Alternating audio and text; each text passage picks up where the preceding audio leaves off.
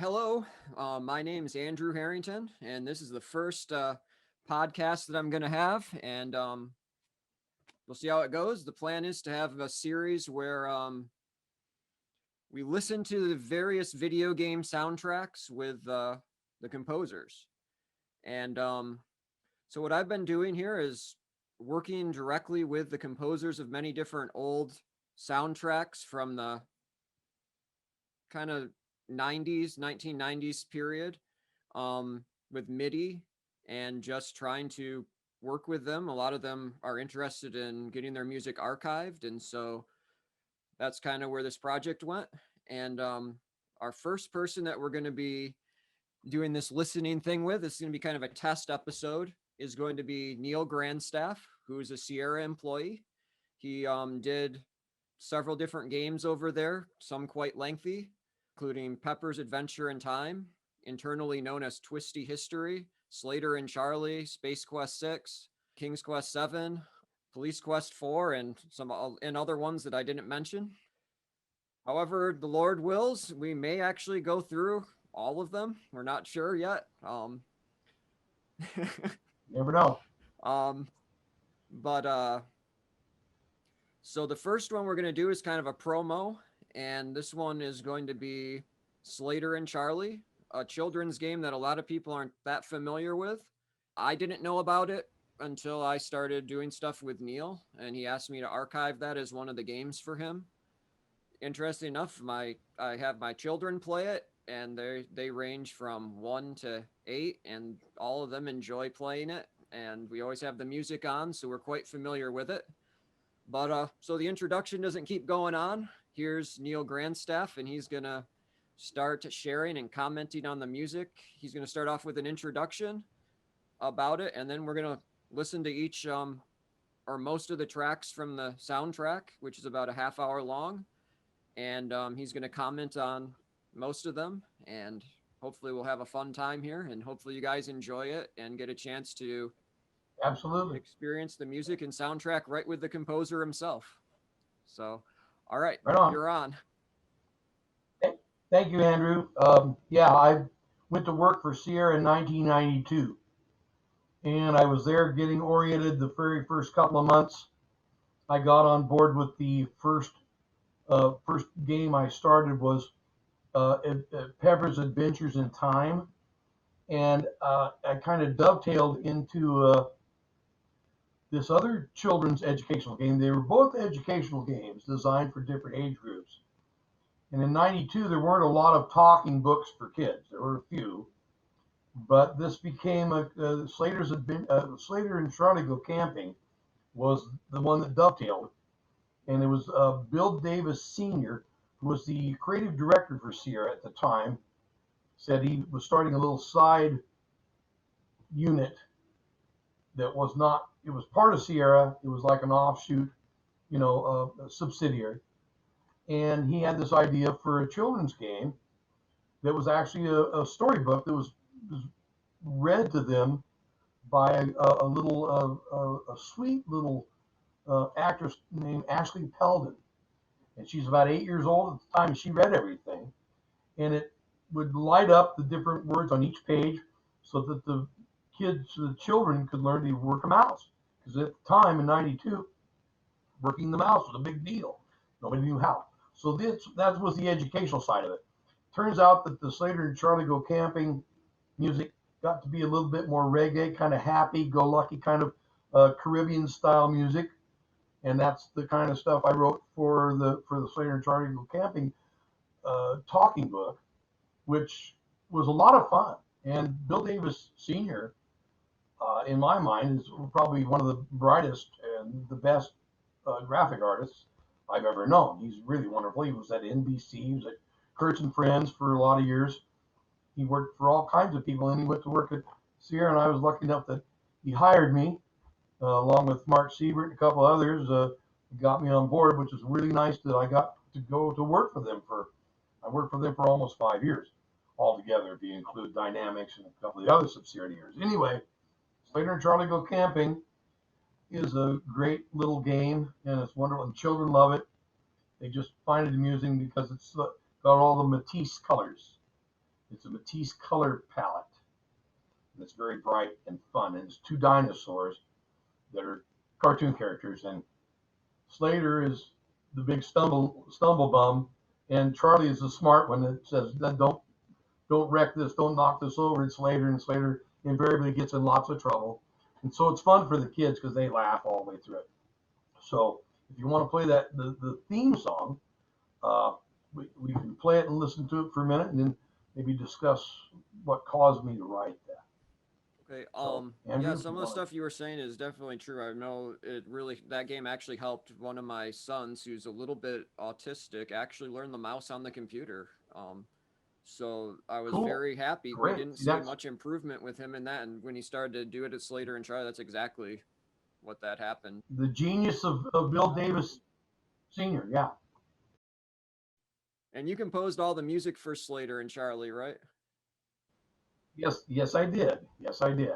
And I guess you're going to play something here that we can also discuss. The first one we're actually going to play is not by you. It's by Ken Allen, but you didn't put that in there. That was not your choice, but we're going to hear it. It's the classic Sierra logo fanfare.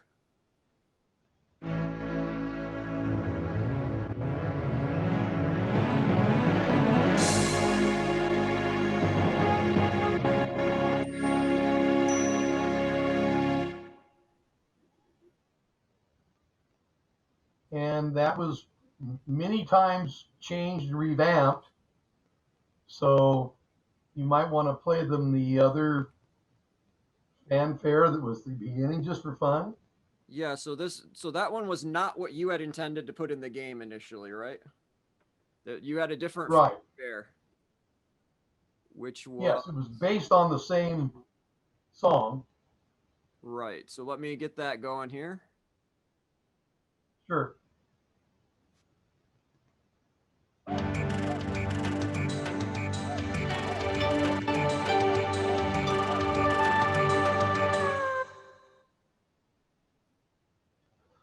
A little bit more organic sounding kind of a thing. And it was still based out of the same MIDI music, but it was an altered version of the Sierra fanfare. And was we were going to use that for EcoQuest and several of the other edutainment pieces that we were doing.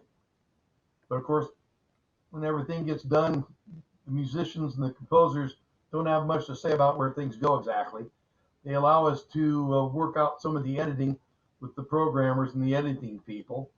And generally, most of the things that we wrote ended up in the right place. Some of the stuff got reconsidered, like even in film or anywhere else that you do audio and do video. Some stuff ends up on the cutting room floor, as they say. So, and that's fine. That's how it's supposed to work. So, yes, I didn't write the logo, but I did an altered version that wasn't used. So that's pretty amusing. But yes, the theme song was also something completely different. Right. Yeah, I mean I I've wrote played all. Echo Quest and I thought that they should have used that fanfare there. I mean it fit perfect instead of Would the have been normal instead of very much a jungle kind of a basic thing. Yeah, but that exactly. didn't get used in anything as far as I'm aware. Yeah, well, it sounds more like a jungle, and Slater and Charlie went out camping, and they kind of made sense. So that's why I wrote that for Bill Davis Sr.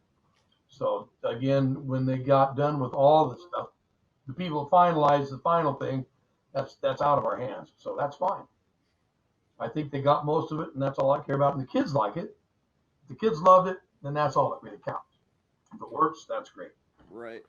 Yeah, so as far as I'm aware, that alternate Sierra logo was never used in any Sierra game, and so until Oh, Neal and I worked on this archival project, I don't think anyone else has heard it.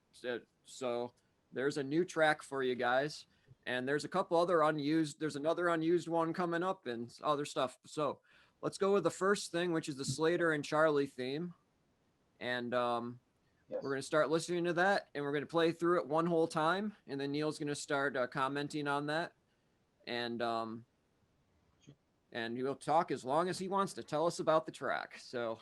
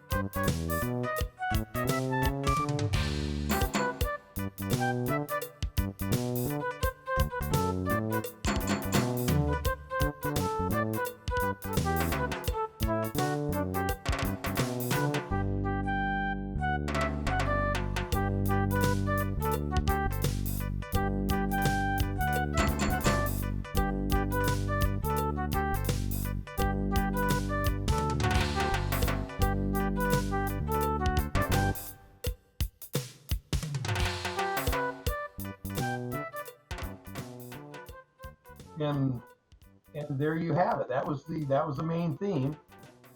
And some of that main theme that I wrote was kind of a lift from some other music.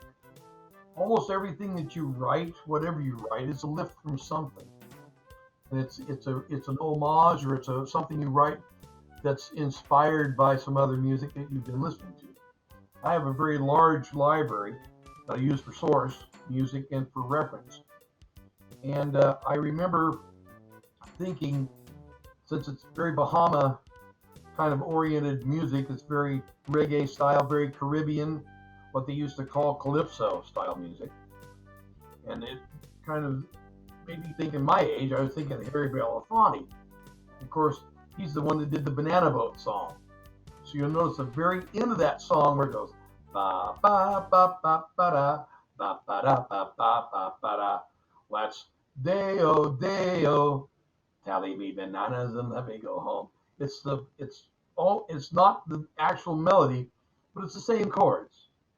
So when you hear it, you go, that sounds familiar, because it's the same chords. You don't really copyright a series of chords. You copyright a melody. And that's a lot of stuff that people go, oh, that I like that song. Well, it's probably because you've heard that series of chords before with a lot of different melodies over the years. Composers use very standard sets of chords to write the new melodies with, and then they change the feel. It becomes a new song. So that's most of the writing that we do is done that way. So you may recognize little bits and pieces that you hear. Well, that sounds familiar. Well, a lot of stuff is very familiar. We want to write things that are not foreign. We want to write an original piece that doesn't sound like it's came out of outer space or just came through a semi-permeable membrane from another dimension. It has to be something that's familiar to everybody. And it's a common language that's global. We have a global language that we use in music, and it's very defined. Certain sounds, certain chords together, make us think of certain things. It just does, because of all the exposure we've had to music. Like you say, in your house, you're playing music a lot, and the kids hear music, and as they grow, they're going to hear this stuff is going to be similar all through their lives. The stuff they like the best is the stuff that they heard at home with mom and dad when they're comfortable and had a good life going on. So when they get older, if they're struggling a little bit, they'll probably go back to the songs they were listening to when they were at home. That's a good thing. That's a very positive love angle of the music. The music has to have some love in it, or it doesn't sound good. So all this stuff is done with a lot of love involved. So that reggae thing I really like anyway. That's one of my favorite styles of the Caribbean, what they call Afro-Cubano style. And it's a very neat style. It's been very popular in this country for, I don't know, 100 years probably. It keeps resurging on the pop scene. You hear it a lot. So that's what the theme. The theme was really fun. So was that song specifically composed for Slater and Charlie, or was it something that you had composed? Absolutely. That was everything I composed for Slater and Charlie was for this particular game. No other game was intended at this time, because I was working on Peppers. Peppers was determined by the music director. He had told me, I want character pieces for people that were alive during Ben Franklin's time, late 1700s. Lots of harpsichord, lots of that kind of stuff, lots of Baroque style guitar, lots of gavottes and gigas, all these stylized classical, neoclassic pieces. So I did that. And then when you are looking at Pepper and her little dog, Lockjaw, that's all modern Hanna-Barbera cartoon music. So that's very cartoony. It has a very television style sound. It's very TV oriented. So the music that was in that game was written specifically for that game. So again, a lot of homage to different styles. When you're writing a cartoon, you want to make sure that there's some cartoon-esque style music. Silly, kind of over the top, bouncy, happy kind of stuff makes for good cartoons. So, and these were both cartoons, but they were in different settings. So I stylized the music for the settings that everything was put in, where the stories went. So I followed the stories. I wrote for the stories, basically. Every game I ever wrote for Sierra, I wrote for the story. And there's a lot of additional music I wrote, which would be background or even foreground music, or scene change music that became what we called a branding Sierra. And a lot of that music would get used in several games. It would show up in different places, but it gave it that sound. Like I said, Hanna-Barbera had a certain kind of sound in their music. Huckleberry Hound and Quick Draw McGraw and Johnny Quest, all those had a certain sound. When you went to Buena Vista and you had Woody Woodpecker and Chilly Willy and Droopy, those cartoons, they had another kind of orchestration. When you went to Warner Brothers, that was a whole nother bunch of music. Disney, that was George Bruns. He lived here in the Northwest. He lived not far from, I was fortunate enough to get to know George Bruns. And he told me all the things you write for film and or any kind of video, a lot of it is an homage. He said, I wrote Sleeping Beauty, and it was completely lifted from a bunch of movements by Tchaikovsky, which was neoclassic music. And that's why it worked so well, because it was familiar, but it was refreshed and new by the new composer, who was George Bruns, who worked for Disney for 28 years and did 7 or 8 major films. He did all the TV. So composers that do what we do, you're always writing for what's needed in the story, or whatever is needed for the half hour, or the 18 minutes, or the 3 minutes of film time, whatever it is, you're writing for that particular thing. But you're also thinking style, and you're thinking, well, what's the audience listening to? What is this supposed to relate to them? And how am I going to do that? What's going to best make them feel like they're in the video, they're experiencing the video as a catharsis. So that's another part of it you have to consider with the writing, especially for kids. Kids are fun, and they like fun music. They don't like scary music. They like fun music. That's why it's always fun to do kids' projects. So I think there's like 4 or 5 other themes that I used in different places in the Slater story, because the themes opens it up, and you meet Slater and Charlie, and they're getting ready to camp, and they're packing their stuff, and eventually they get in the car and they drive somewhere, and they get in trouble out in the campsite. There's just a bunch of different stuff that happens. So we've got some more themes. If you want to roll another one, we can go ahead and listen to that. So the next one is you called it Little Guy. Now this, from when I was archiving your files, it looks like this is a little theme that you were intending to pitch for Pepper's theme or something, and it didn't get used because it was called Pepper. I pitched it as there was a couple things I was pitching for Pepper, because I said this might be a cute thing to use for the dog Lockjaw. Turns out Lockjaw was supposed to be a pit bull that was her sidekick. So you had to be a little tougher than that. It needed something tougher for Lockjaw. So I set it aside, and I thought, well, if I find another character in these cartoon things I'm doing, maybe I can use it there. And it turns out, since I was, like I said, these were dovetailed. I started Pepper's Adventures in Time. About a month and a half later, I started Slater and Charlie. So I was working on two games at once. So I had some spillover when it has to do with the general feel and the background music. Sometimes, like I said, scene change, have some different characters wandering around like the Push Me, Pull You. It's in Slater and Charlie. Uh, that was a theme that was altered from another cartoon thing that I was doing for Pirates of the Palindrome. And we didn't even, I think, we got that partially finished and sold it to it got sold to another edutainment company that was a kind of a subsidiary of Sierra back in the early 90s that was in Seattle. So they eventually moved their offices to Seattle. So again, my hometown is Seattle. So I said, hey, great. I'm glad this is going to go there. Well, 8 years later, I heard the music on a Mac machine where one of my friends' boys was playing this game. It wasn't called Pirates of the Palindrome, but it was a pirate game. And a couple of those tunes had lived, and they kept them, and they kept that the videos, the visuals, the rooms that they built to a point. They added more, and I guess it was a spelling game. It wasn't palindromes, too hard for really young audiences to understand, but spelling, a game where you learn to spell, and that's a very handy educational thing to do for children. And so I'm glad that some of my stuff floated around in the community and landed in other places where children over the last couple decades have played these games and they've enjoyed it.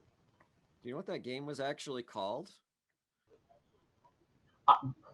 Something, something Pirate Island, something bad spellers stay out. I don't know. Skull and cross spellings are bad. I don't remember the name of it.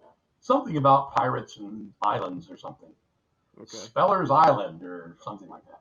Well, maybe somebody listening to this can figure out, knows what it's called, and let us know. But we'll get to that maybe when we get to the Space Quest 6 sometime. If God lets us live that long. So yeah, let's skip down here to some of the bonus tracks we included on there first, and then we'll hear what it sounded like in the game. So we have there's two prototype versions of this little guy theme. One's like 30 seconds long, and another one looks like a minute. Should we just hear both of them and then jump up to the other one? Sure. Okay. Then people can kind of hear how it developed and see actually development in process. So the first one here is just one of the first prototype.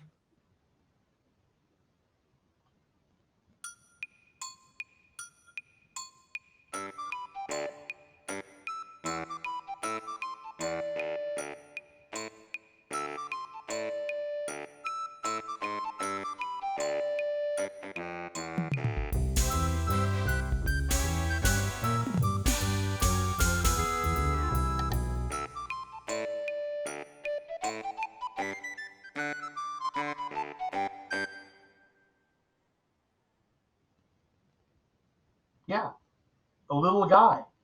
It was very bombastic at some point. So then we'll get to we'll do the second prototype here. So that was the first one.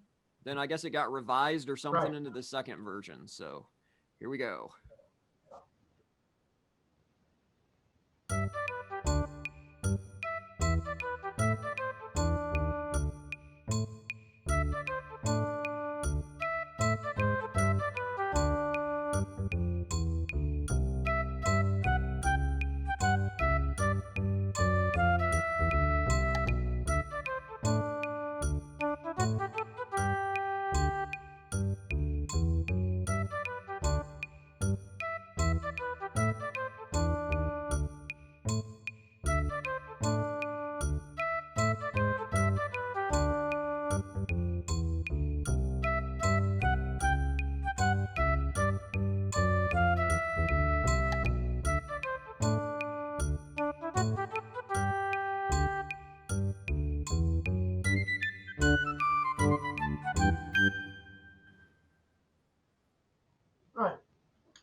So that version is the one we use because it turns out the little guy, I don't think he gets to go camping. He's No. even a smaller dinosaur than Slater or Charlie.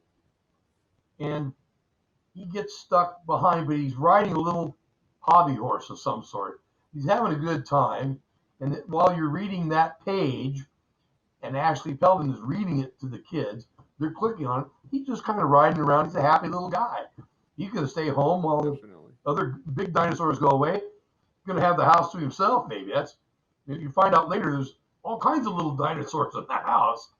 That's what's fun about it. There's all these other characters that wander through Slater and Charlie's area. They're in their world, so to speak. So it just made it kind of fun. And he was just a side character that's, well, we'll write something. Keeps it cute and nice while somebody's reading something to you. So it was done in that way. So while the child is clicking, and you click on different things on the page, and sometimes it explodes into another creature, or you find out there's somebody in the cupboard. You open the cupboard and close the door. You put a little audio in there. Close the door, and the music takes back up, da da da da da, and everything's just happy and fine. So it was used as that kind of connective kind of again background. So it was taken the homage that was happening there, where that was that particular song was taken right off the television. I mean, it was inspired by an advertisement in the time. In the 90s, there was an advertisement campaign that was put out by Hershey's. Hershey's, the All-American Chocolate Bar, was their tagline. So I put the chords together similarly, and then I wrote a completely different melody. It was cute and dancey, nothing like the melody that was in the advertisement. By the time you get to the end of it, though, you could almost hear the candy bar reference in your head. If you've ever watched much TV, of course, most children watch a lot of TV, so I thought maybe they'll get a little subliminal message. This is like ear candy. They're listening to candy, and it says candy, and it's fun. It's happy. So why not? And I watched kids play the game. We did a lot of testing of this game with little kids and different age groups, and they would repeatedly play over certain sections because I think they liked the music and the sound effects. Some of the sound effects are that kind of stuff. The stuff you make up fully in a studio. Poosh, that kind of noises that you can make with your mouth. And my children like the worms. Designed. The worms coming out of the mountain. Ring, ring, ring, ring, ring, ring. Yeah. And they like the little guy too. Yeah, there's something about that happy-go-lucky. It's the right rhythm. Yippee! It's a very childlike, very whimsical piece of music. So I got that one right. It was nice to get a few of them right. Definitely. Where the kids really do relate to it. So. Well, should we listen to the version now that actually appeared in the game? Because those were the two prototype versions. Sure, absolutely. So here we go. Here's the actual one that's going to be used in the game.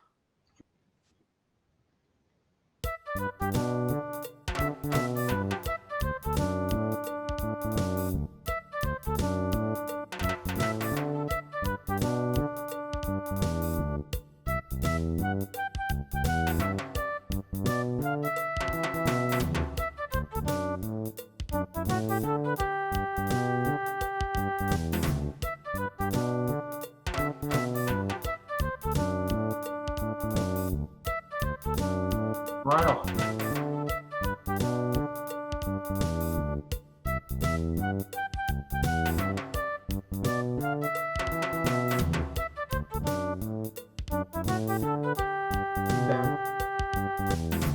Perfect. That sounds just like a little kid.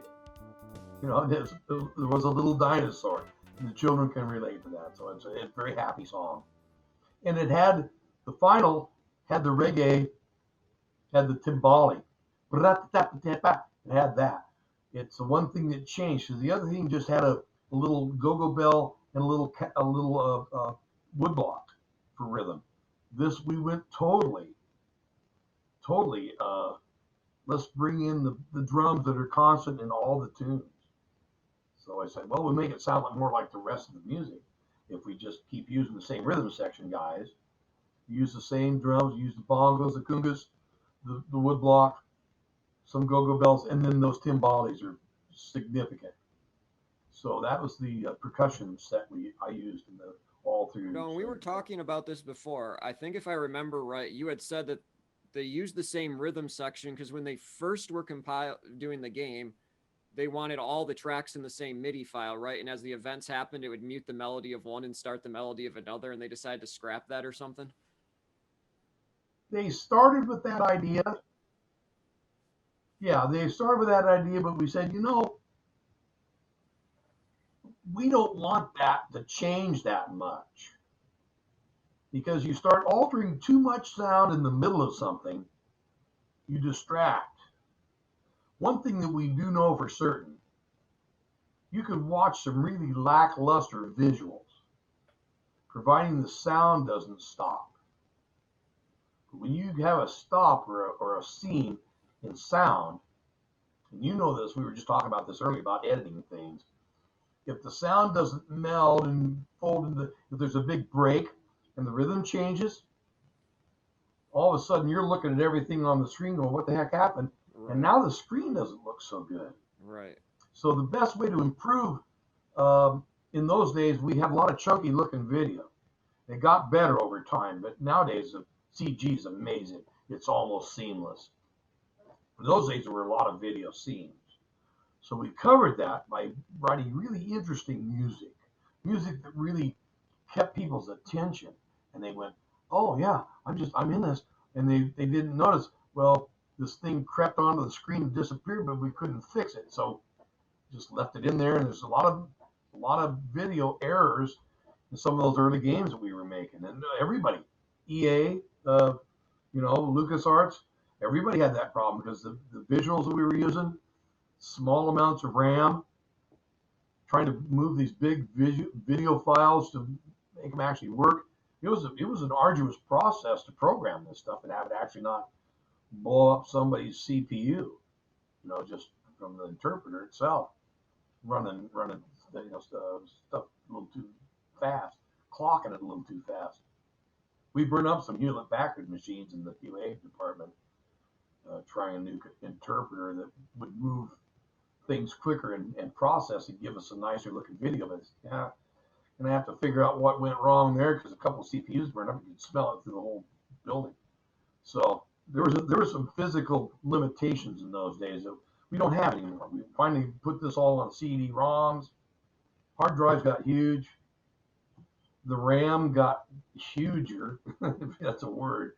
It got sizable, so you could process big chunks, big caches of audio and video. And audio is a huge 44K Redbook. It makes, it's 10 megs a minute. That's a huge file. A minute goes by and you've just moved 10 megs of data. And it has to be seamless. It can't stop. The minute the sound stops in the middle of something scary, it's not scary anymore. The minute sound stops in the middle of something where there's action disappears. Although you can have somebody doing this, but if the sound is going reep, reep, you don't notice that the hand is not moving at the right speed. So that's important to get that down. Understand that sound is the best way to add value to anything you're doing visual.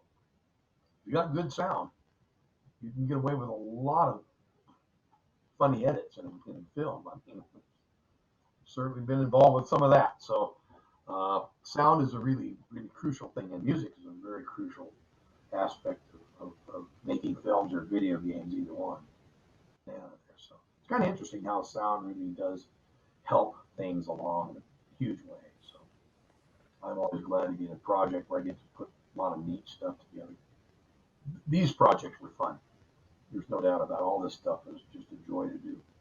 And some of the people I worked with, I'm still friends with them to this day. 30 years later, we're still pals. We still know each other, still stay in touch with each other. So it was a good fraternity. if you will.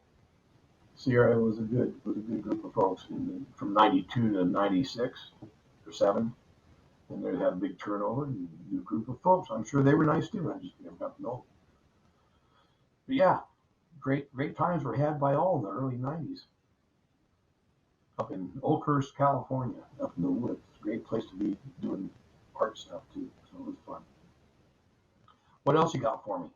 All right, actually, as we're doing this, I should have pulled up this directory. I have pictures of some Slater and Charlie stuff. So, all right, you see, there's a little guy in the middle, Yep, there's the push me pull you. Yep, there he is. and then off on the right's going to be our next cue, which is the two-headed guy. Right, exactly. That's from Dr. Doolittle. That's a push me pull you.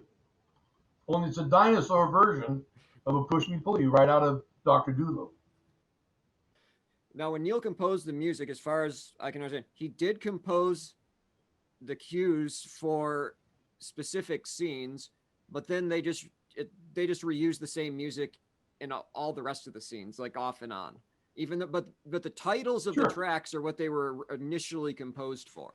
So if you want to know like Exactly. what was in the composer's mind, that kind of gives you an idea. Sure. There's one here I want to look at. So on the next one, so we got this, two-headed guy right here. Right. Yeah. Now, all the ones seem to have the file names. You could come up with what they mean. Now, this is one here that it existed in two file names called G62 and John. Can you give us any heads up on why these might be the file names? Just arbitrary numbers, arbitrary names. My middle name is John. Okay. So sometimes you'll see the name John is in a place, just so I said, okay, I remember I'm going to call this John because this is something I want to reference.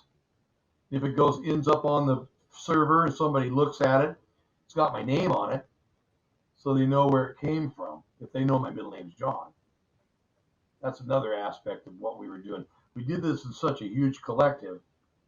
Certain people had access to the server that had all the game music from all the games, and you'd have access to your own game. And if you're working on another game, you have access to that game too. So a lot of the stuff G62, well, probably Grandstaff. It was probably 92. It's probably the 6th month of 92. That's probably the reference. Basically, you have no idea for sure. Yeah, in June of '92, I wrote that piece of music. I put my initial on. The other piece of music, John. Well, I'm John. I'm the same guy as Grandstaff, but I did that for my own reference so that I'd remember. Okay, that's the other version. That's the John version. After I had my way with it, like you said, get inside the composer's mind. It might be a little dangerous in there because there's a couple people living in my head. I got more than two guys in there, so there's a lot of reference to that too, alter egos and so on. So yeah, that's just more funny lore about musicians and composers. It looks like this next cue, we got two versions of it. So there's one with a flute and one with a mute trumpet. Do you remember which one was first? I think we did the two so we could use them in different places, use the same piece of music in a couple different places for a couple different characters. The muted trumpet version did not get used in the final game. Oh, well, there you go. So that was a choice we were making along the way. You never know that whether that's going to get factored in when it's finalized. Right. You design it, you do the best you can with all the stuff you can put into it, and you hope that they don't arbitrarily say, well, we just don't have enough space. It's too big. It won't fit on the disc. Okay, well, what could we sacrifice? Well, they don't ask us what we can sacrifice. They figure out what to sacrifice. So sometimes there's a little second guessing going on it. Yeah, what are you going to do? You can't do anything about that. That's how production works when you're in a corporate situation. You got, at the time we had approximately 150 creatives that were working generally on between 5 and 7 projects at a time. Had 5 to 7 development units within the unit in Oakhurst. Twisty History, Outpost, Slater and Charlie. Somebody was working on another space quest. There was a police quest. 3 and 4 was coming. On and on. So, and extra projects. Eco Quest. Gosh, Quest for Glory. All the Quest games. King's Quest. 3 through 7. And further on into the future. So all those Quest games had groups of people working on it. I worked within a couple of groups. I got shipped around to 2 or 3 different groups at a time. At one point, I was working on 3 games at once. And when I first got there, I worked on, like I said, I worked on these 2 cartoon style edutainment games for children, which is a great place for me to be because I love writing that kind of music anyway. It's challenging and it's fun. Not that the rest of the stuff wasn't pretty challenging. All the rest of the stuff that I had to do was extremely challenging. Pepper's Adventures in Time was I think there's 252 music cues in that one. That's a lot of music. Police Quest 4, I wrote 4 different kinds of hip hop, probably 6 or 7 different styles of rock and pop music. I wrote all the cinematic stuff. I did all the TV music references and all the sound effects. That was another couple of hundred, cues, including sound effects. Music cues, I think there's about 70 or 80, maybe close to 100 music cues in Police Quest 4. But there were some other writers that came along after I did the initial composition. They came in and continued to write variations and continued to do that. I wrote a bunch of stuff for King's Quest 7. And a lot of it was just on the server, and Jay Usher had come on board, and that became his project. And I was helping him get the ball rolling for him because he'd never worked with the software or anything. He hit the ground running, did a great job. So, and he used some existing stuff. He wrote a few things himself. He had worked for Alan Silvestri in LA. He was an arranger and copyist. So he was very adept at arranging something. He could take a piece of music and alter it enough to where it's almost a new piece of music, an homage within an homage in the game, which I find a very, very, very useful talent in the production world. So he's a very, very good guy to have work on those games because he was very, very accomplished arranger. And that was a lot of us were composing. And Mark Siebert was another guy. He could write a few things, but he was really good at arranging stuff. Good music director. That was really more his forte. And of course, he became a project manager. That's everybody wanted to move up the ladder, make more money. So that makes a lot of sense. Dan Kaler, guy I worked with side by side for a long time. Robert Holmes, same way. Both real talented musicians and good composers. Robert Adisol, you know him. Chris Brayman. My God, what a brilliant player and a great composer. He did King's Quest 6. Forget about it. It was great music. Really good composer and a very good programmer. He understood the Mac stuff. That's a very important thing that he had going on for him. I think he's retired by now, but he continued to work in the business. Again, some great designers. Scott Murphy and Josh Mandel on Space Quest 6. Those guys had a vision about what they wanted to be comic.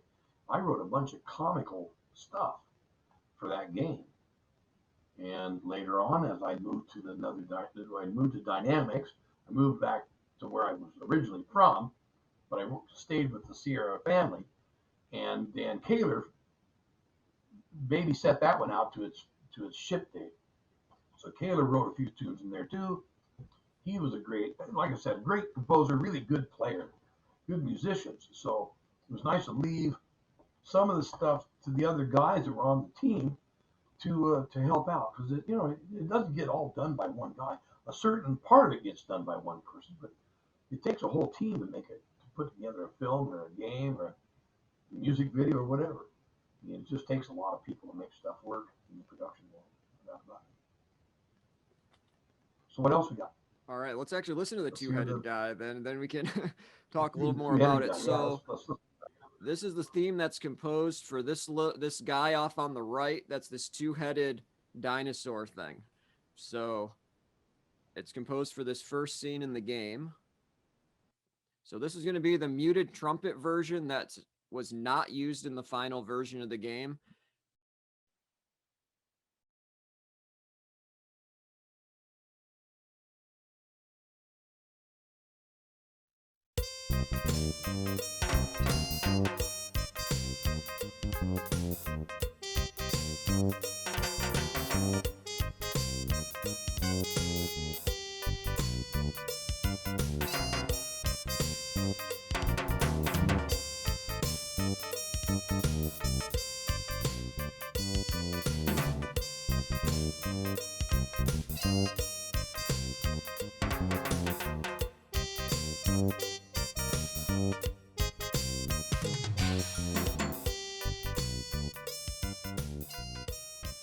Sure. So what that was used for later on with the flute version, that's the same one we use for when they're doing something suspicious.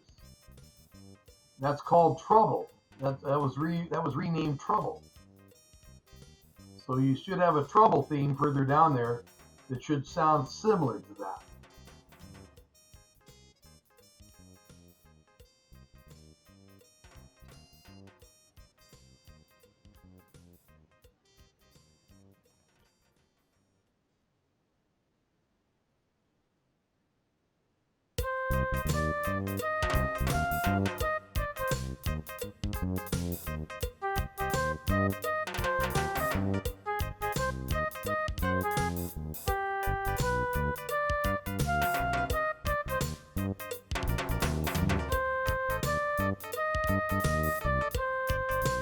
Right on.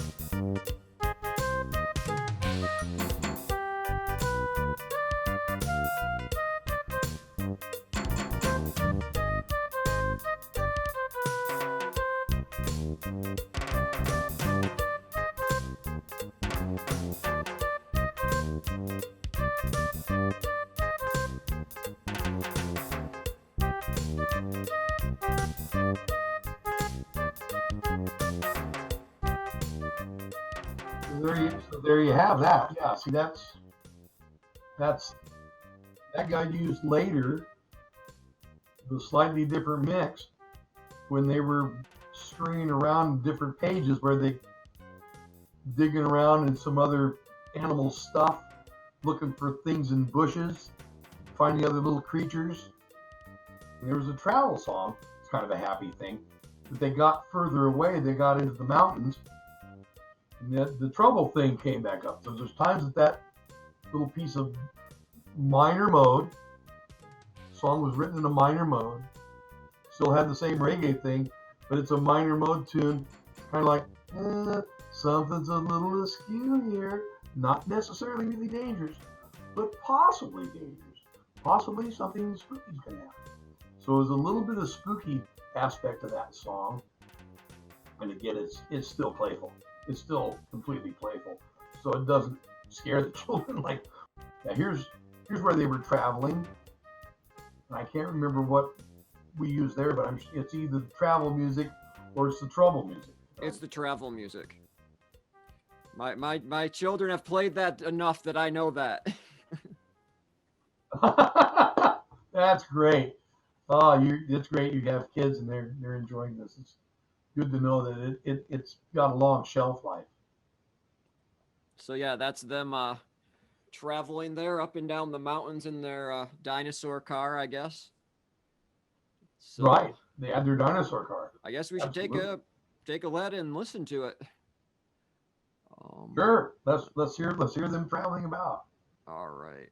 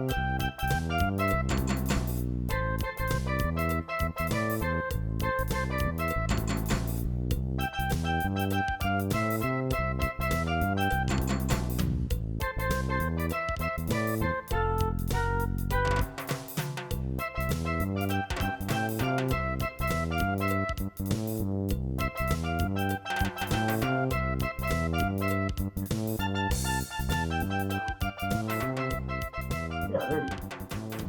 Right on, right on. So that's the loop point. That's great. So that's a happy-go-lucky traveling out in the woods, up in the mountains somewhere. So that gives a sense that we're just kind of rolling along here. And the whole time Ashley Peldon is reading, and the kids can click on the individual words at the bottom of the screen. They learn to recognize the words and how to say them. So it helps them. It helps a little bit with reading. Not a lot of phonics, but if they're getting phonics in school, and they played this game, it did help their beginning their first and second grade reading. Is exactly what this is pointed at. So that's the other factor, is in a little bit more edutainment and some fun. The travel one we just listened to, I really like this point though, where I'll play it again, where it comes in at this like interlude. It kind of change. The feel changes. That's like, I don't know. That's a really catchy part. Maybe you can. Well, you hear some steel. There's some steel drums there. You hear the steel drums are playing. You hear a marimba.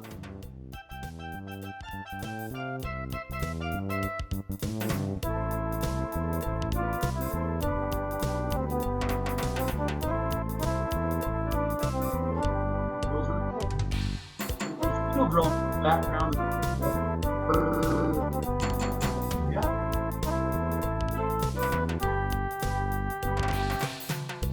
A little more personal.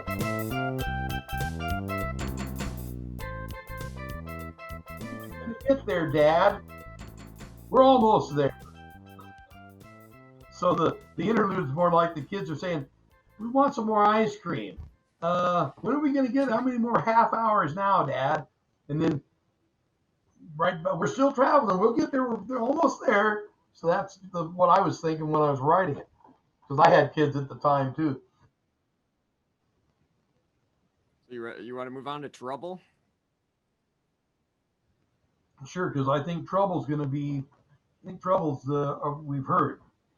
It was the two-headed guy. Yeah, so it's a variation of that theme. It should be a variation, and probably with the flute. It might be with the muted trumpet. The muted trumpet would always seem darker, had a darker sense to it. Yeah, there you go. All right, so here's where they're getting into a beehive. Not the most smart thing to get involved in. Slater was always messing up, always. Trouble. There looks like there was an initial unused version of Trouble. Should we take a listen to that one first and then listen to the second version? Sure. Okay. So the second version, there's two variants. We're not going to listen to both because they're pretty minor. It just one doesn't have a pickup at the loop point. There's a I don't know, like a few note pickup, so that kind of leads into it. So I don't think there's any point to really listening to that on here. If you want to, you can listen to it on YouTube, or you can donate toward to the project and Neal Grandstaff's work here, and you can listen to it on there. It's not that interesting, but we'll save it for another time. It might inspire. It could be inspiring. You never know. I love the colors in this game. The colors were so bright and so cheery. Very nice color palette that Bill Davis Sr. chose for that. The whole game was very nice, I thought. Really brilliant. All right, so here we go. We're going to be doing the first version of Trouble. This is a little rougher version. And the theme's a little bit Sure, different than the final version. So sure.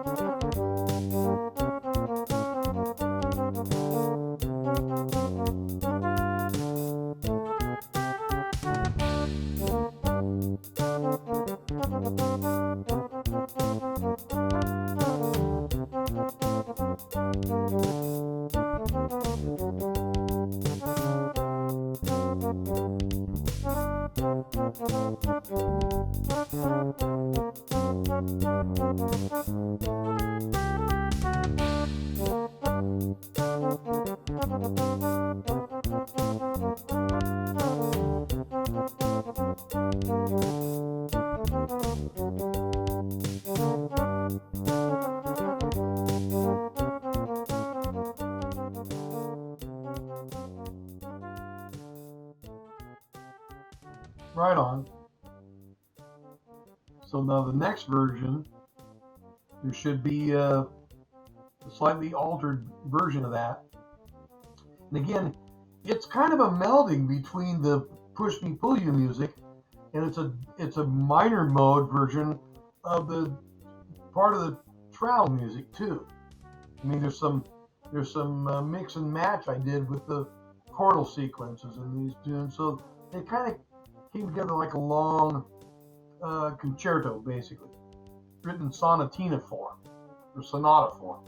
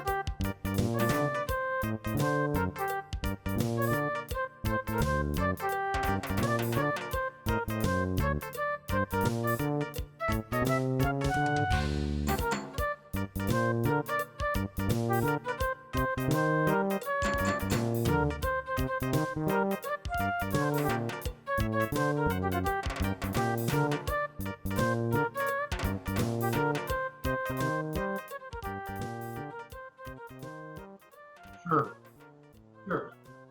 So I think mostly we went with the higher flute thing. I think I don't know if we used a darker lower flute. Maybe they sorted that out for another page.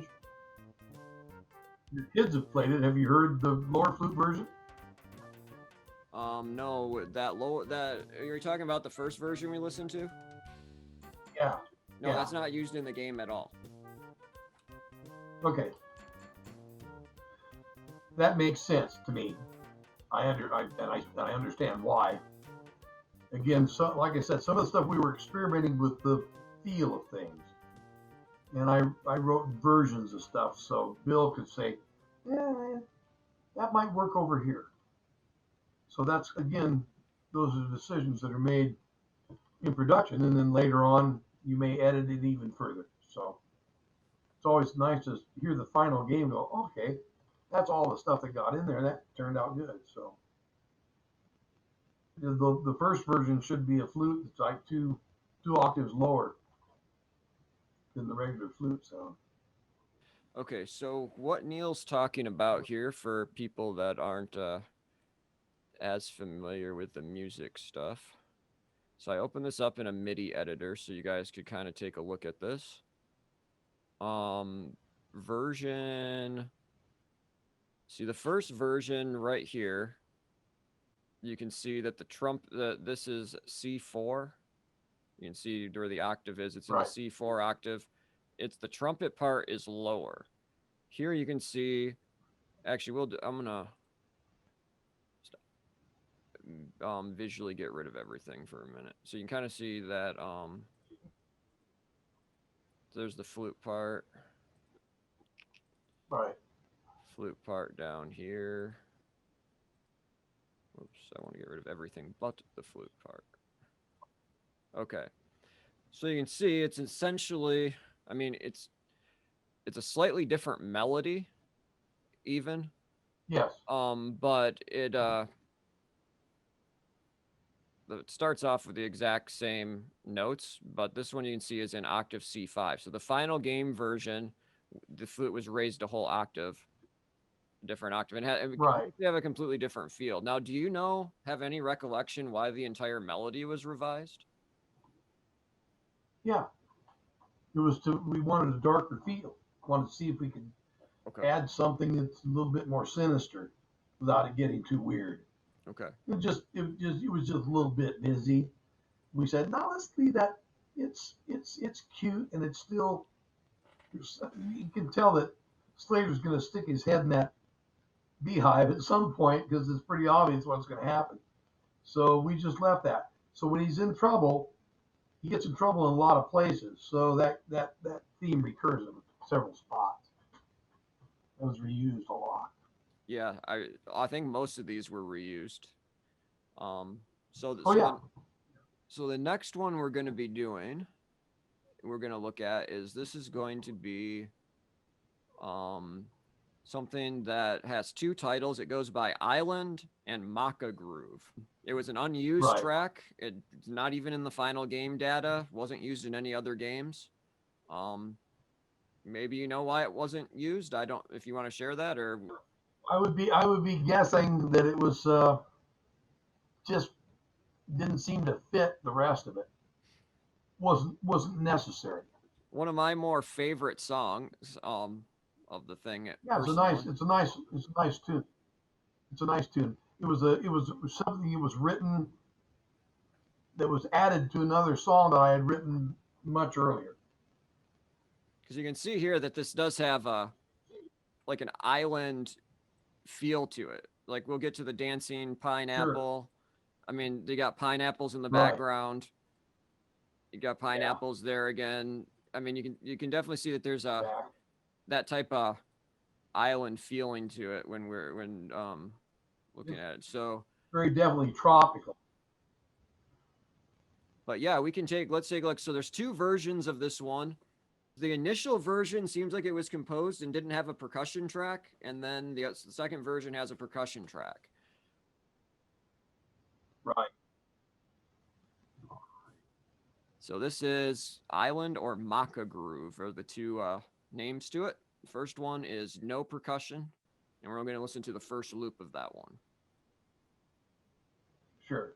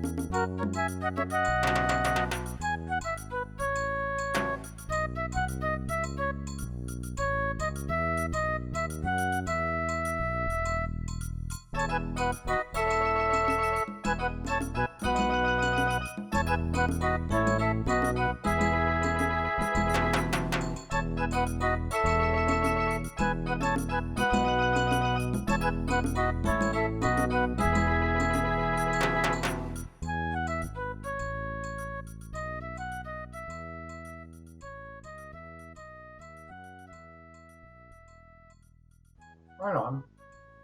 All right, so we'll move to the next one here then, and again it has percussion. I think it sounds a lot better this way. I really like how when the instruments come in at the end and play together. It gives like this Yeah. I don't know, like boost to it that you just feel like it's getting into it. Right. So I actually like this song, probably the best one on the soundtrack. So it's kind of a shame that it wasn't in the game, but I'm really glad to work with Neal on this because that was part of the project, was getting some music that no one's ever heard and make sure it's not lost. Exactly. I was very glad Very to nice. find this. Thank you, by the way. And like I said, I never played this game. I had no personal interest in it, I was very glad to be able to get to hear new music that I never heard before. So, all right, here we go.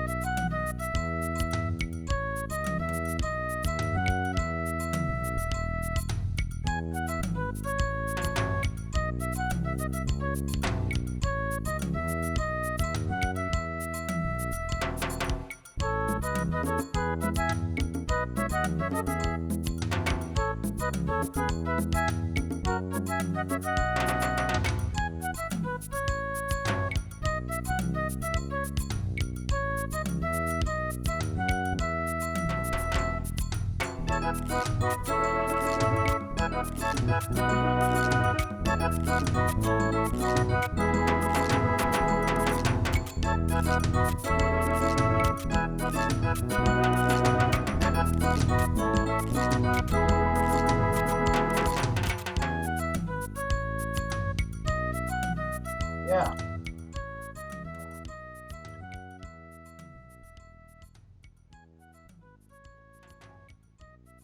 Yeah, that's the best version of it, I think, too, Andrew. Yeah.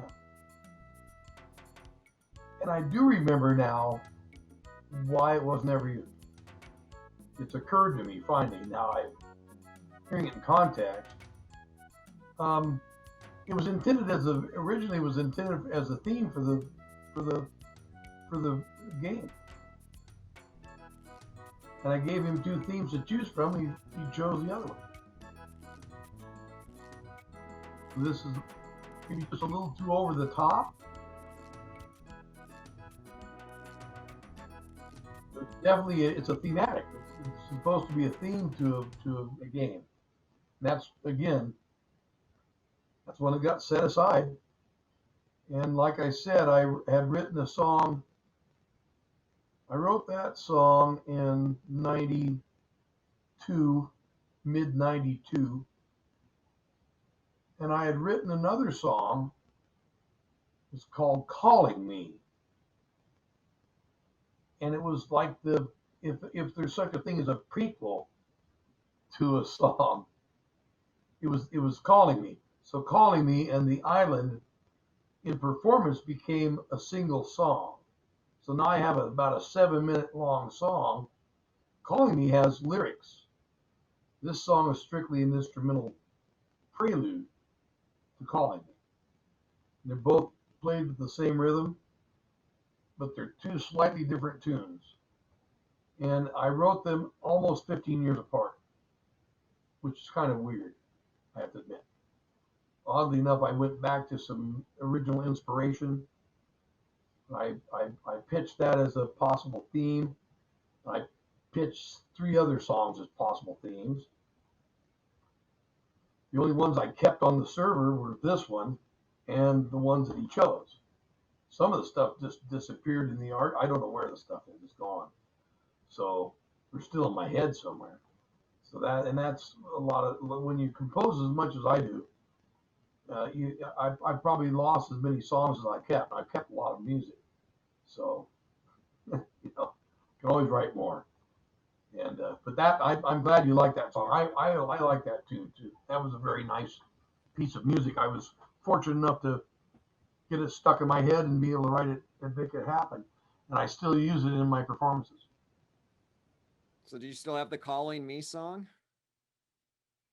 That is called. It's called "Calling Me" / "The Island."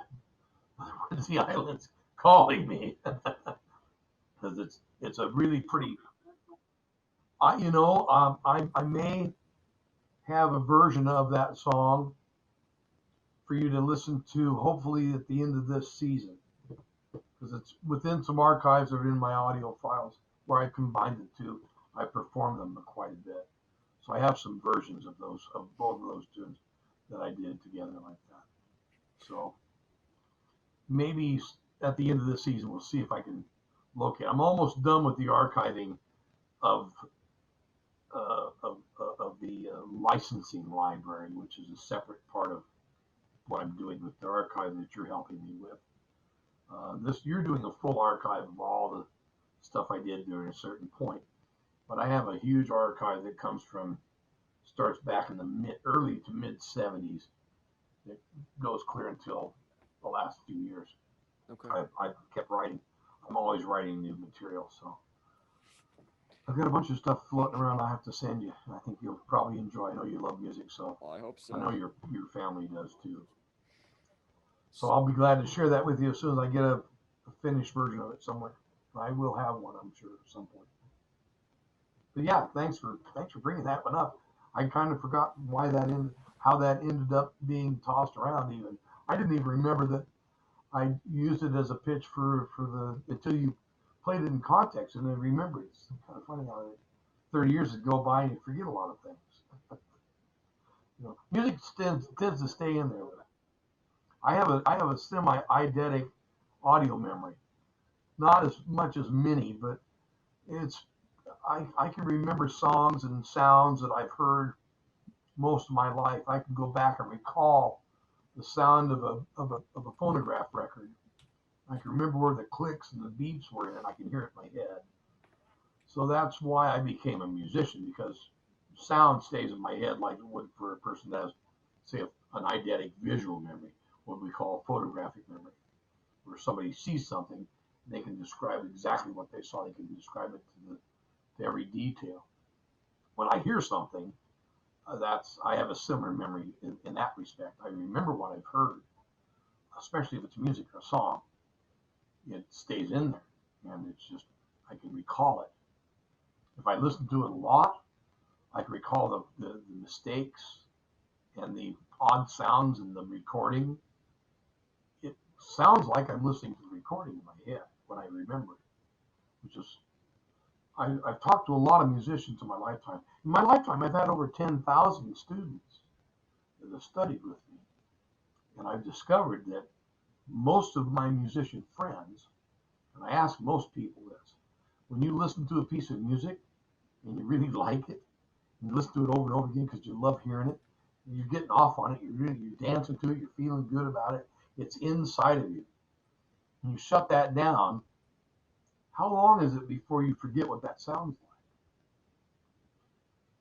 Is it the next day you can still hear it in your head? Maybe a couple of days, maybe a week. If you don't listen to it again for a couple, 3 or 4 days, do you only remember pieces of it or do you remember the whole thing? That's something to ask yourself. People that become musicians remember most of what they heard. And what drives them to become musicians, besides some other factors, is the fact that their auditory sense is extremely, uh, it remembers. It's like a recording in their head. And the more of that aptitude that you have, the more likely you are to want to repeat, learn to play music. And I know you play a piano and keyboards, so I'm assuming you probably, if you listen to something a bunch, you probably hear these midis in your head to this day. I'm sure you watch your kids, listen to your kids listen to them and playing them. Like you said, you have a better memory right now of where these songs belong than I do, and I wrote them. But I don't forget them once I get a context. Right. I can come back to them. And of course, when I hear the MIDI versions, it's like I wrote them yesterday. So it's a good. It's fun to go through this with somebody because it's very much a positive amusement in life is to enjoy and think of the ear candy. This is all ear candy to me. I just love the way things sound, and so I enjoy that. Ear candy is important in life, and we all need ear candy. I think everybody needs a little ear candy. We all have our favorites. You know, so how are we doing on time? Well, basically, we're left with a bunch of short little kind of musical sound effects or short little things, and then um, Okay. so I don't know. They're pretty quick to go through it. I mean, if you want to stop me to make a little comment here or there, I can give you a minute, but or a couple seconds after each one's done. But I think a lot of these are pretty self-explanatory. Sure, So why? Yeah, that's great. Let's do some sound effects and some what we call in the business segues. It's a segue to something else. okay. All that's these are the side steps.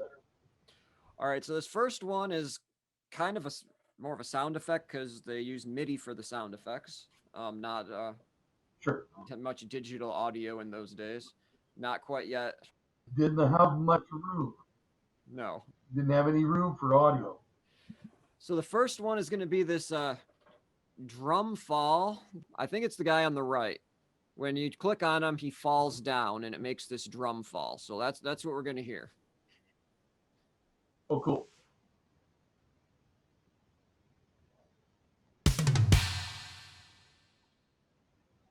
There you go. Just yeah. So just your classic drum beat. Yeah, exactly. So Exactly. next one is there's two versions of this. I don't know why the note was changed on one of the versions. So the first version was unused. The second one, they changed one of the singing dinosaurs notes. I think that's the one. Yeah. I don't know why. I think this is the one. There's a shower singing dinosaur, but these are the dinosaurs. If you look on here, they come out of the pot. So you got the first notes in the Right. little, I don't know. They go in one order. I don't remember which order they go in. Sure. They've come out of these pots. So when you click on the pot, dinosaur pops out, makes one of the voices. And these are all three in order. So here we go.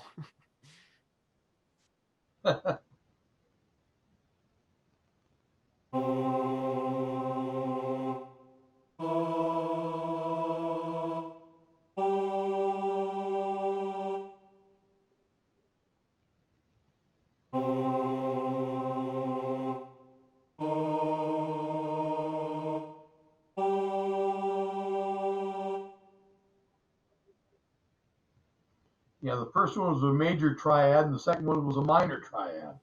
Okay. Major chord, minor chord. They went with the second one. Second one was a minor chord.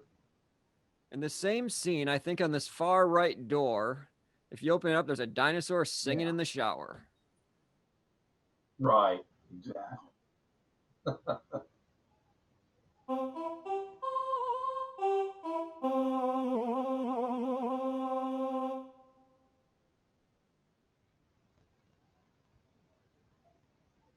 And at the very end of that, I believe at the very end of that, we put a little short audio file that says, "Close the door," Yep. and it went shut. So. That was digital, though. Right, and it was 11K, wasn't 44K. 11K 8-bit. That's how small we had to make files. So the next one we got here is Table Walks Away. So what we see down here is, if you guys can see it here, I'll expand it up a little bit maybe. So in each of these mountains, you click on them and there's scenes that take place. And one of them, there's a dinosaur that's eating at a dinner table. He's got his food out and it starts walking away because it's the back of a turtle. So here we go. Right.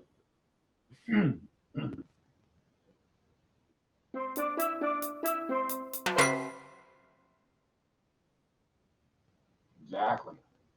That sounds like a classic jingle. It is. You'd hear it at the end of the Three Stooges theme. Okay. You'd hear it at the very end of a lot of silly, cartoony kind of stuff for years. It was an old vaudeville piece. That's classic. It was back 100 years. Yeah, I knew I heard it. Yeah. Oh, yeah. All right. So the next one is one of the dancing pineapples. Oh, great. So I know there's two of them. Let me see which scene it is. Dancing pineapple. Too much fun. Okay, so this is the first one. I think it's this. Let me see here. There we go. So we got scene 4. If you had any comments on this one. I think this one is Satin Doll, or a kind of a riff off of the Duke Ellington tune. Right, and people will recognize this because it was reused in Space Quest 6. Right. Stuff float around that server all the time. And we'll listen to that real quick after we do this one, just to give people kind of an idea of how it was revised. All right. Right.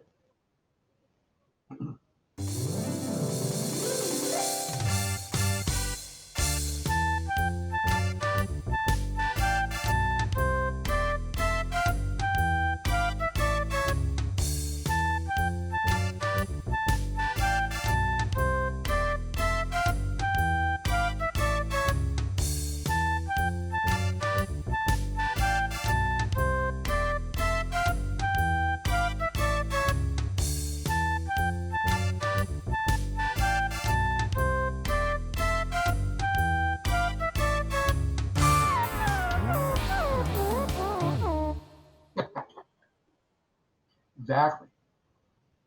Pineapple finally fell over and gave up. Yeah, that's so okay. And those technically in the game, the ending was a separate cue than the first one. So on the soundtrack, I do have them separated at the end as a kind of a bonus track, but in the main one, got them. Sure. So the Space Quest 6 apparently has two versions of this. Looks like one was played with an alto sax, and one was played with a tenor sax. So I can't remember which one was used in the final version of the game, but I guess those are 30 seconds each. It'll be fast to listen to both of them.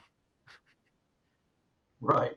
So these are the Space Quest 6 versions. The theme was first used in Slater and Charlie. It was later used in Space Quest 6.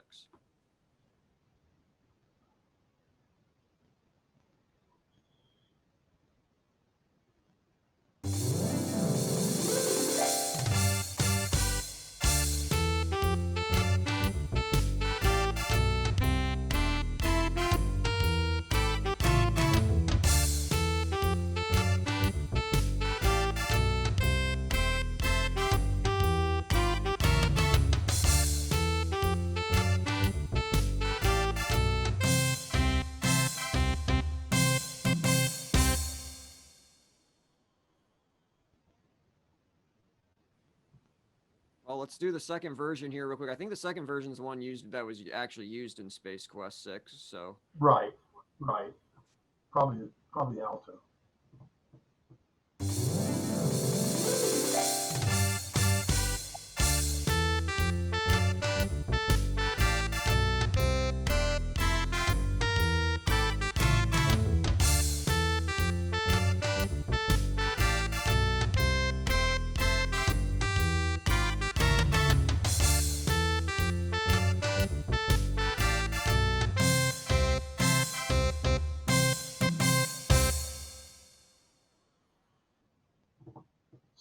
Same range, but has a different sound to it. It's brighter. So that's what they chose. yeah, I think the second version is better personally. Yeah, it's brighter, easier to understand. Yeah, I think in general MIDI, when you have a theme, just in general, it seems like the higher stuff picks up better. It does.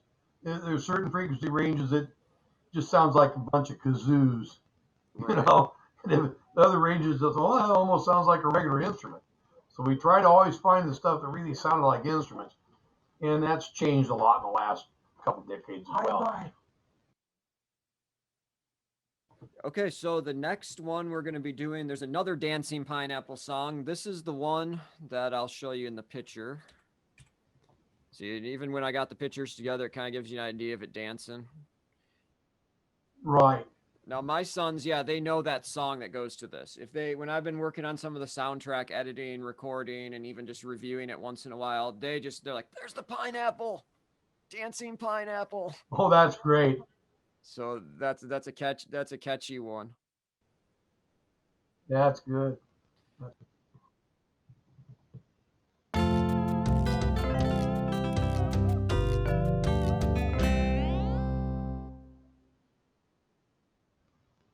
Exactly. And there was a question as to how did I make that sound like a lap steel? That sounded like a Hawaiian steel guitar. And I would not give up what I'd done. I wouldn't tell anybody. But at some point, I think a couple of people figured it out.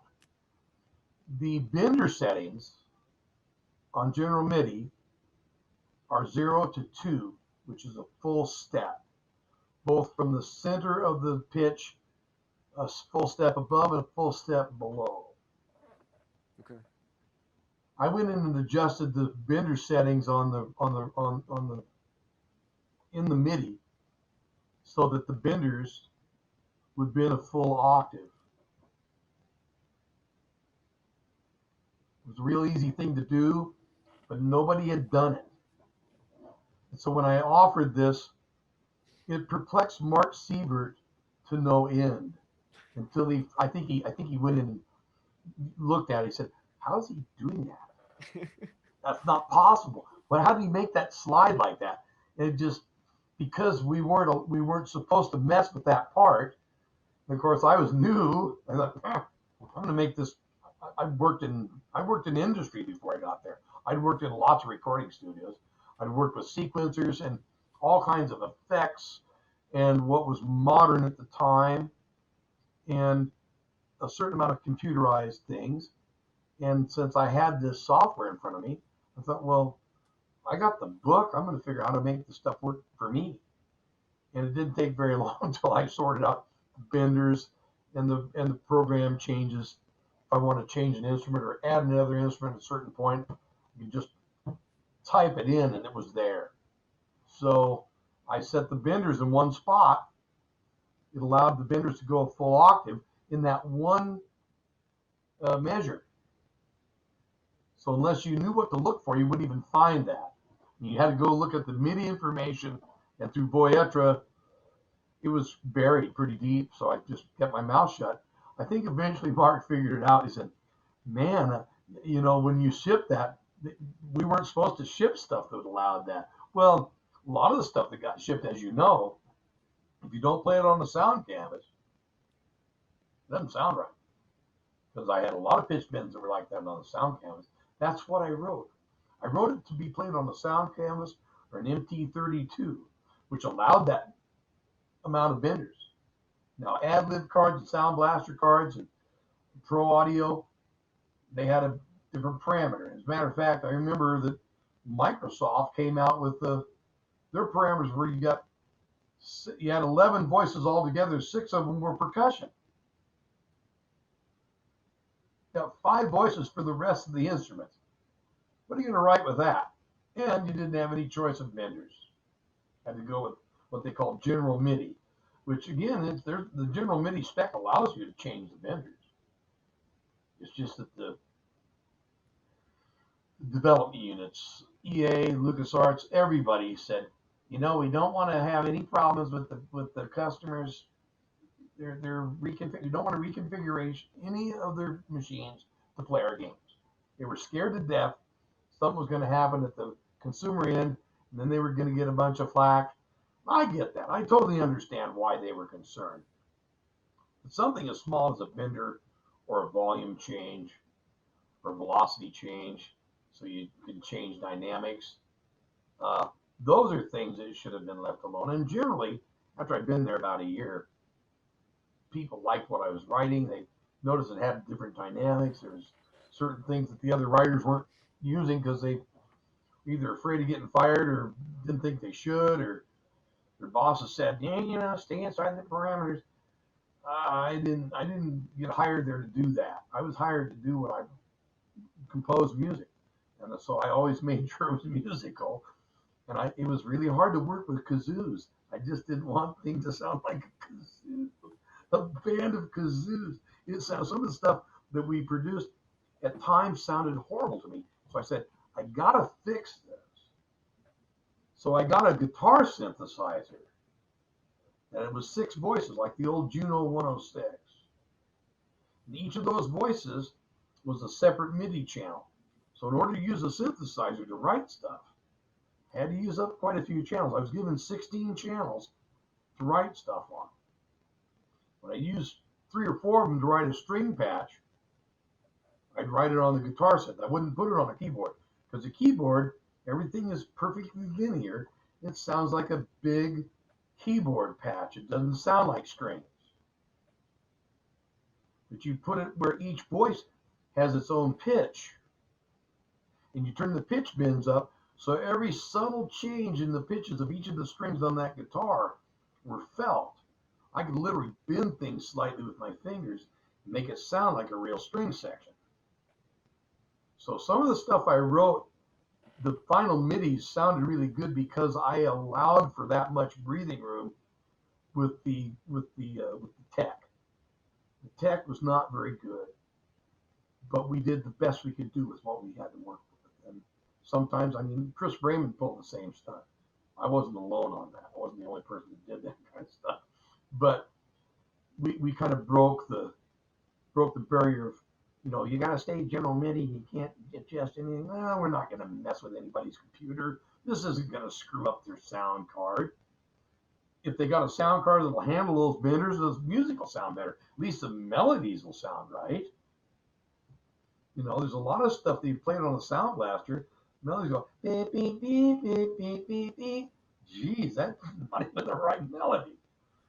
And unfortunately, a lot of players that were playing the games got stuck with that kind of noise, which made me always feel bad.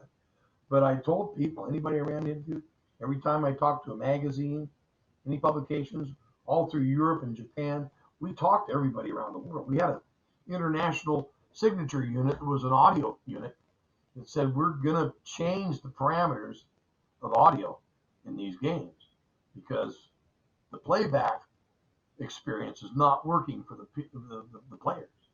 We want it to be more than just like going down and playing Pong at the bar. This isn't Pong. This is going to become the real deal at some point.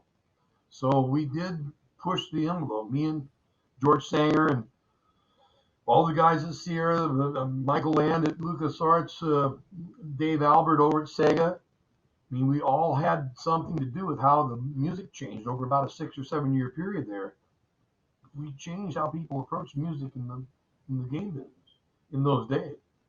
And nowadays, man, everything's great. It's like an interactive film. That's what we want our stuff to be, is interactive films, interactive cartoons. That's what we imagined it to be. So now that's when you go play a game, stuff you can do in a video game these days, it's like an interactive film. The stuff has really, really grown in 30 years. So we've been waiting, and now it's happened. So we're happy to go back over and take a look at how it started, because it started in a very humble way. And there was only 4 voices on some. Tandy only had 3 voices, the Tandy machines, and of course the single voice PC speaker. Oh man, how you gonna write music for a single voice that goes beep beep beep beep beep beep beep? Well, got to sort it out. You just got to figure it out. So some of us sorted out how it worked and made it sound pretty good for a single voice thing. It needs to sound like music sometimes. A lot of arpeggiation. Were they done with the PC speaker by the time you were in there? Or do you still have to do PC speaker right? No, I was still converting. I was still converted some stuff to single voice speakers. I got an award from a couple of different people for doing some weird stuff with single voice. Do you remember what games those were? One of them was a helicopter game. There was another one was some sort of a jet Harrier game of some sort. But I mean, that stuff was, man, I'm talking about stone knives and bear skins. It was the old stuff that used to fly through these mazes of looked like, stick figure buildings. There was nothing finished. You were just flying around, and really the graphics were very, very scant, very, very much like a skeletal version of, or a wire version of the actual art. And I converted Quest for Glory 3, and I did all the PC stuff, PC speaker stuff, and they said, man, it actually sounded like the PC speaker stuff sounded like the theme from the original theme. Yeah, Quest for Glory 3. I can't remember who was the original composer, but I was stuck with the conversions when they did the second or third shipping.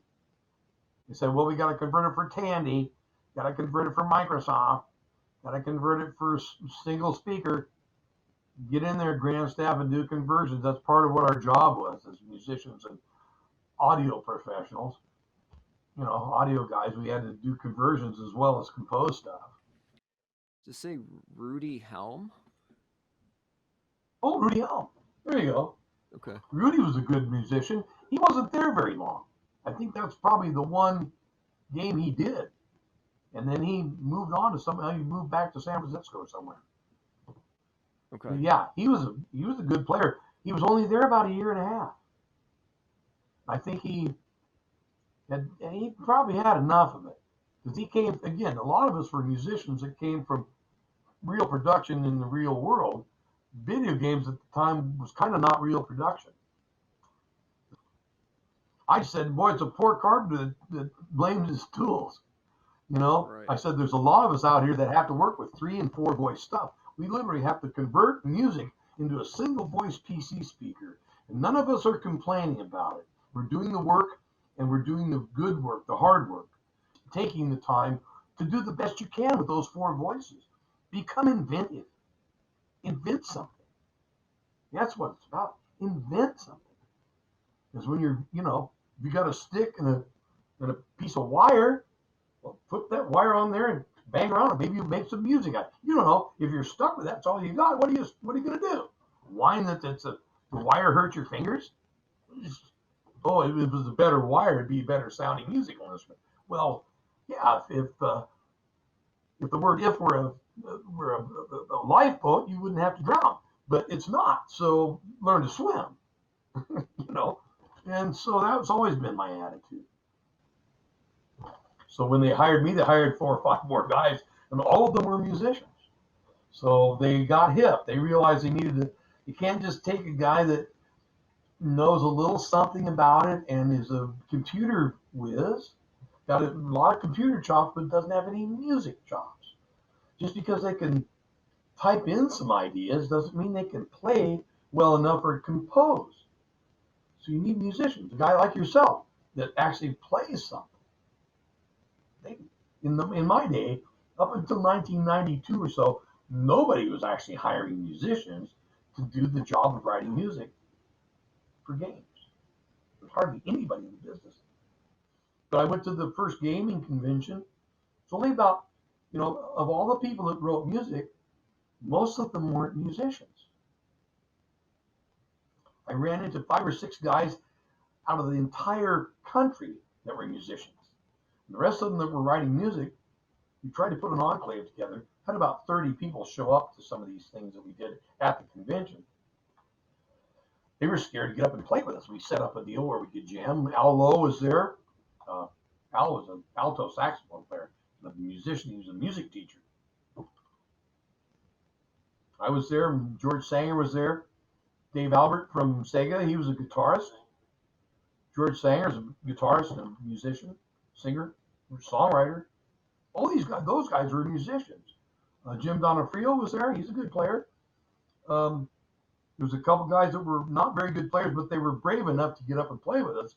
So we put together about an 8-piece group, and eventually, over the next few years, more musicians were hired in these places. And every time we have a game convention, we'd add some more guys. So by about the 5th or 6th year, we had a 12-piece group that was doing stuff.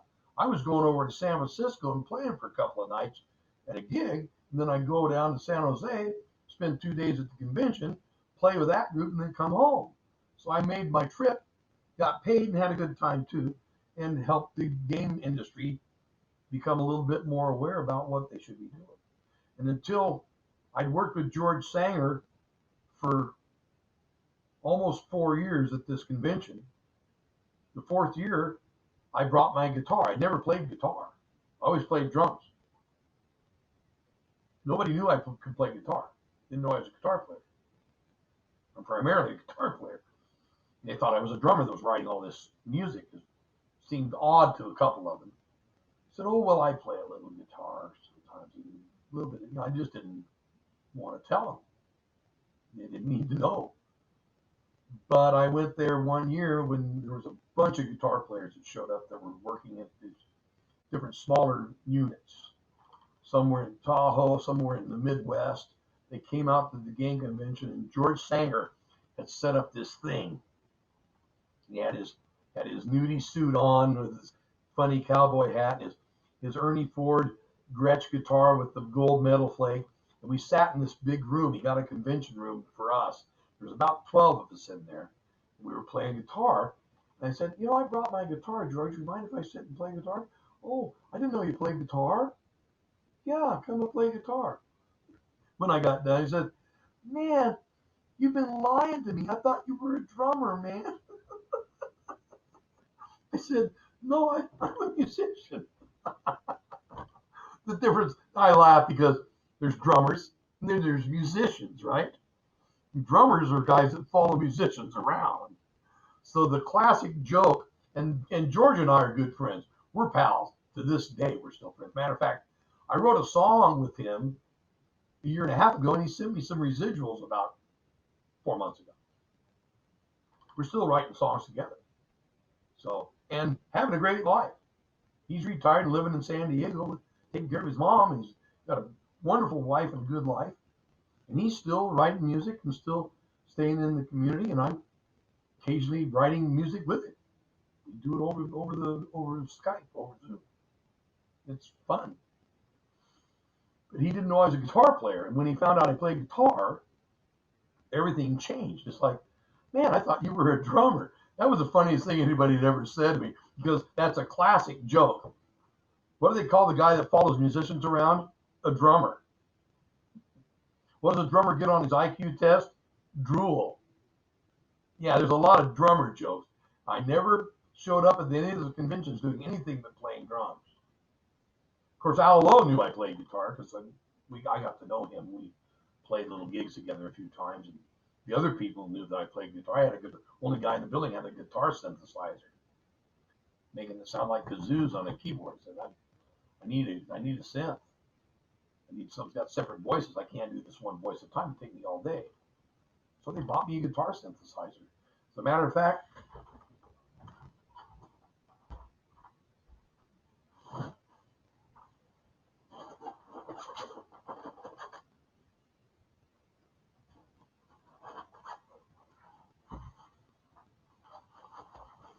that's it.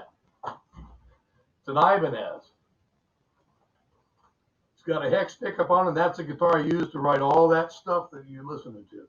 I wrote everything on this guitar, except for a couple things I did on keyboards. Some of the drum stuff I put in with the keyboards. It's easier. This is the unit I used. And they bought this for me to use. And I took it with me when I went to Dynamics. As I said, nobody's going to be using it here because we don't have any guitar players that are writers. And they use keyboards. I said, well, that's great. So when I went to Dynamics, I took it with me. And when they finally laid me off after a year there, they asked me if I wanted to buy it. I knew the people in HR. So I said, yeah. And originally, there's the pedal that comes with it. It's been upgraded about a decade ago. It's like a sound canvas on the inside. And they said, well, how much do you want for it? Because the guitar was about $500, and the pickup and the foot pedal were about $1,500. There was about $2,000 worth of stuff there. She said, well, what do you think about $200? $200. Sure, I'll get it for $200. I didn't know what to say. I was just like a little girl. So I kept it. I've used it since. I've shared it with other musicians. I've turned on to some of my students on it. You want to try guitar synth? This is a guitar synth. And they go, wow, that's really cool. So I've helped educate and turn people on to another way of putting. I play B3 on that thing. I got a B3 patch. It sounds great. I got a piano patch. It sounds good. Except I leave the benders So the piano, I can make it sound really weird. I can play vibes on there. The string patch, same as the sound canvas. So I got 4 or 5 patches I like to use on there. That sometimes I've used it live. So it's fun to play. So there's some history. So anyway, nice Hawaiian guitar with the bender. Yeah, it's just a regular guitar with all those. The Roland was on board with Sierra. Their president of Roland was on the board of directors at Sierra. We had all brand new Roland stuff all the time. Roland keyboards, everything, anything we want. We had a dozen sound canvases in the building. Had anything we wanted, which is really cool. That was one of the best parts you had all that gear. Okay, let's So what do we got? let me see here. We'll try to get the next section in.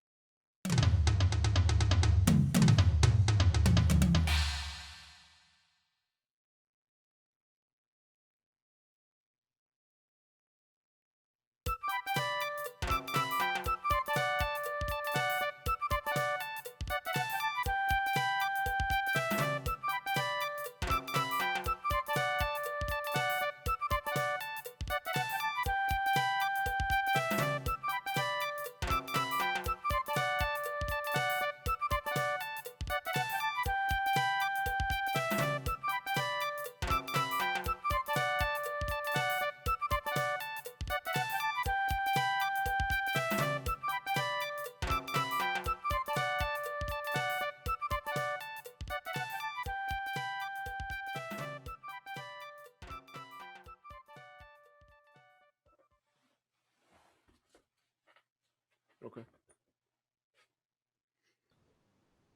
Okay, so the next thing is called March of the Turtles. Great. I don't think this one, I have a note that it was not used in the final game, but I think it still existed in the data. So I think they accidentally used the drum roll sound music a second time. I don't know if that was Sure. intentional or accidental. You never know. One of the rocks turns into it. Yeah, there's a bunch of turtles that Yeah, come there's out of the turtles in another section woodwork. too that has the drum roll one. So March of the Turtles. March of the Turtles. And yeah, your file name's Turtle March. Right on.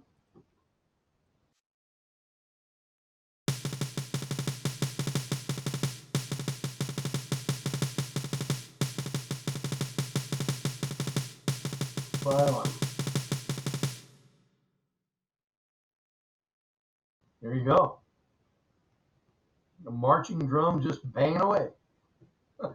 So the next one we got here is going to be, all right, we got these turtles over here off on the right side. Yes. And so they kind of turtle around, and then when they say ta-da or something, and then they fall down. Something like that. Right. Exactly. So we'll listen to the next two in a row. Your common ta-da thing that everyone knows about, and the drum rolls probably sounds pretty generic, classic too. So Sure.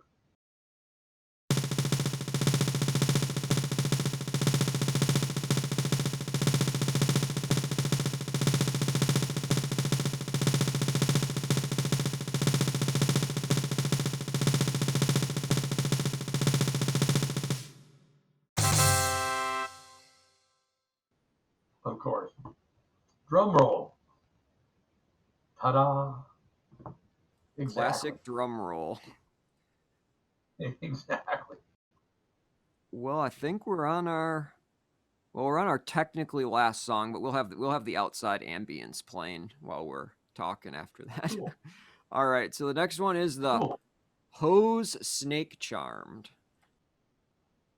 Oh yeah. Forgot that one. I forgot some of these. I Got a couple. You can see down in the corner over here, there's this hose that's attached to the sprinkler down in the corner, lower left of the corner. And when you click on it, it turns into a snake. It was not a hose after all. Cool. And it does a little dance, and you get your classic like snake charmer song. So that'll be our last technical song on the soundtrack. So let's call up this again. Cool.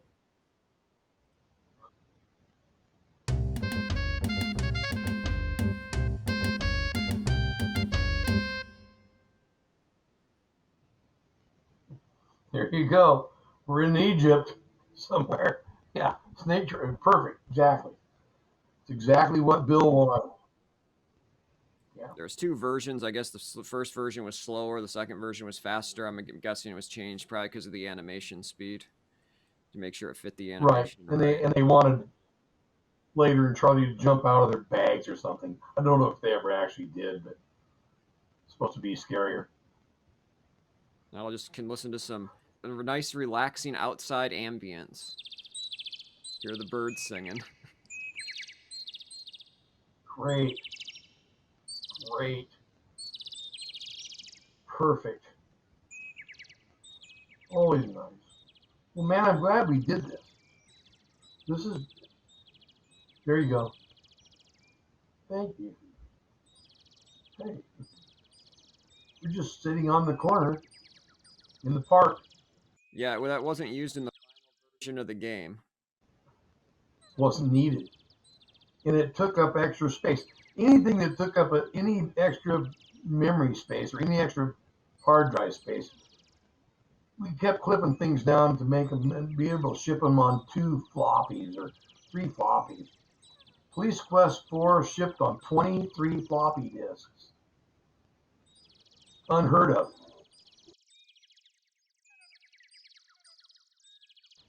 Tammy Dargan demanded that we have enough actual audio files that we could have a good introduction to that game. She wanted to have real, screaming guitar. She wanted that helicopter sound. She wanted all that stuff to really sound right. And she said, "You're going to have to record that." I said, "Yes." Well, I'm going to make sure that I'm just going to tell them, but I don't care if it takes a whole couple of discs. They're going to have to download it onto the hard drive, and it's going to have to be resident there. And she fought for that. All right, so this is kind of concludes our listening through with Neal Grandstaff of his Slater and Charlie with his own commentary. Hopefully you guys enjoyed that. I enjoyed going through it. I enjoyed compiling it together and working on it. One thing we're gonna plan on doing this with some other soundtracks that Neal made. I'm not sure what exactly the next one is we'll have in line. If there's anyone watching here and they want to suggest one of the soundtracks we have that they'd like to kind of go through, the ones we have done, we have Pepper's Adventure in Time done. We have Space Quest 6, King's Quest 7. Well, there's a couple other ones that I've done. Oh, Trophy Bass, the first volume. That's some good music. Guess there's that Outpost arrangement you did, but that's not too exciting. I mean, there's one track on that whole soundtrack. Maybe we can do that one as a joke. And we've heard that piece. We've heard that piece of music in a lot of science fiction places, so it's a pretty common piece of music. Right. But it was fun. Rama, the prototype to Rama. We got to do that one. That one's got some good music. That was just never heard until we did the soundtrack. That's a good one. We need to definitely make an episode on that one. Sure, absolutely. So yeah, I hope you guys enjoyed this. If you do like this video, please leave some comments. You can send me emails at zinemusic@gmail.com. You can also, if you have further questions, you can send them to me and I can get in touch with Neal about it. Or you can even go on Neal's website. What is it, nealgrandstaff.com? And absolutely, you can contact me there. And we currently, if you're interested in this soundtrack or other soundtracks that Neal has worked on, they are available to listen completely free on YouTube. If you would like a downloadable version of it that's all properly titled, organized, um, divided into separate files, we do offer that in both MP3 or FLAC format in exchange for a donation toward the project. But we are happy that we have them on free on YouTube. So, and half of that proceeds go directly toward Neal Grandstaff. He is still the owner of the music, and we're very grateful that he gave permission to distribute this music, especially lots of unused and never heard before material that never would have gotten heard any other way. And I thank him too for taking the time to dig that stuff up in his archives. And yeah, we look forward to just doing this again. So if that's what the Lord wills, that's what we plan on doing. So, all right. Anything else to say before we head out? Keep the faith, love, and laughter. Be true to your school, and hang on to what you got, and don't forget where you got it. That's important. And you're a really good archivist, by the way. I want to say this about you. You've been really wonderful to work with you, man. You're very precise. You're very complete. You don't leave any stone unturned.